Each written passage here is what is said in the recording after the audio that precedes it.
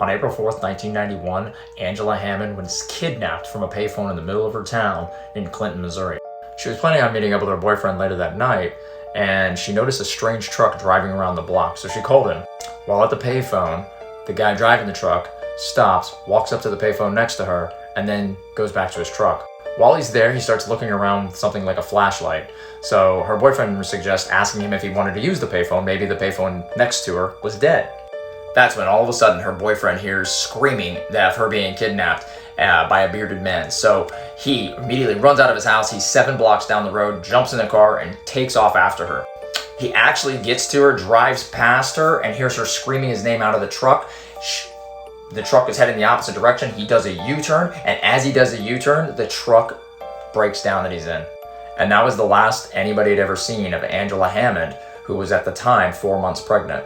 But why would anybody kidnap Angela Hammond? Well, the theory is that the night that she was kidnapped, a letter like this arrived at the police station. Now, this letter was actually addressed to an informant who was living in the town under witness protection.